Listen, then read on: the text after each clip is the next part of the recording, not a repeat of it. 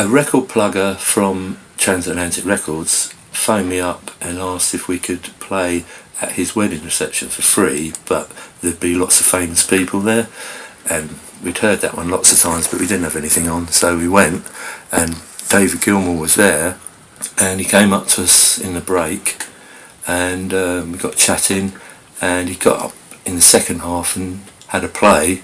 I think we did a Neil Young song that he really liked, and he liked our original songs and invited us to do some demos. He said, I'll be experimenting with my new studio. He was such a great producer. He didn't tell you what to do, he suggested things, always got a good sound.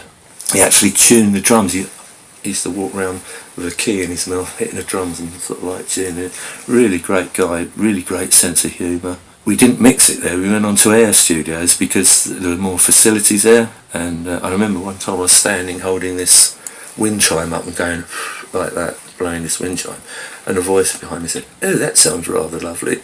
Well, I looked round and it's George Martin. I nearly dropped it, you know. The two engineers, one was Spike Milligan's son Sean, and the other one was Peter Sellers' son Michael. They were both really funny, but once Kevin was recording a solo and he kept getting it wrong, and then eventually he did this brilliant solo and we're all going, yeah, yeah, yeah. And I looked at Sean and he looked a bit sheepish. And I said, you did take that, didn't you? And he said, no, but I think I can remember it.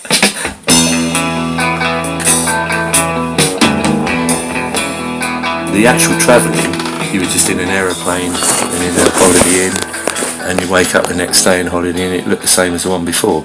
No TVs out of the window. The hotels we were staying in, they didn't even have TVs. But the actual playing was brilliant, you know, really big crowds. We toured with Fleetwood Mac, the Doobie Brothers, and we were meant to be doing quite a few dates with them, and we did the first one, and then the second one we'd done the sound check, gone back to the hotel, came back, all the crowd were in there, we're in the dressing room just ready to go on, and their manager came in and Tom Johnson had been taken ill and it was cancelled, and the whole tour was cancelled. So we were sort of stuck in the middle of America in this hotel trying to get on someone else's tour, and that's when we got on Linda Ronstadt's tour. She was stunning. When she sang, the hair on the back of my neck came out. She was just, to this day, the best musicians I've ever seen. Feeling better now that we're through. Feeling better without seeing. When we started recording the next album, Too Many Crooks, I remember the guy from the publishing company coming round and sort of saying, I can tell you've been to America. You know, some of the numbers are a bit more sort of powerful than before.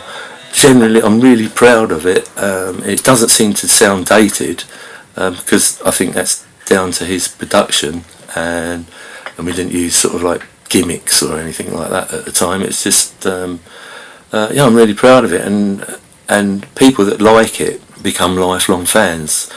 Another one of Ken's, what he calls stream of consciousness songs, was the song Too Many Crooks, which is the title track from that album. I've always been amazed by the lyrics in it, and Dave Gilmour played really nice pedal steel on it, and there's a particular place where we do a fade in this sort of harmony, and he plays the same thing on the pedal steel, and to me it sounds wonderful, but I am a bit biased. And the words in it, I just love them. You know, the evening is red, the sheep will be pleased, and things like that.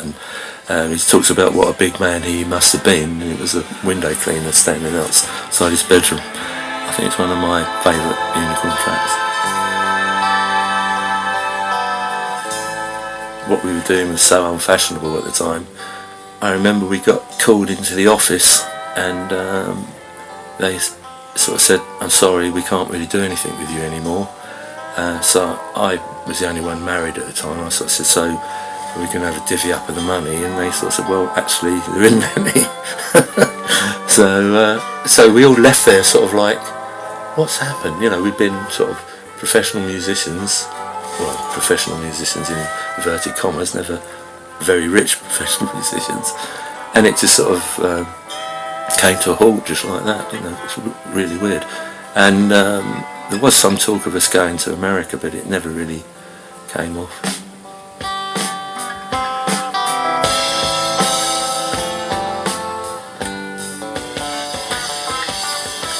My last choice is Wish You Were Here by Pink Floyd, I can remember David Gilmour telling me that when they were recording it, a rather large guy walked into the studio, and it was Sid. He hadn't been invited, and he just happened to turn up when they were actually recording a song, Wish You Were Here, which is amazing. I thought I ought to put a Pink Floyd track in, because I wouldn't be here talking to you today if we hadn't met Dave Gilmour, and that's the one I've chosen.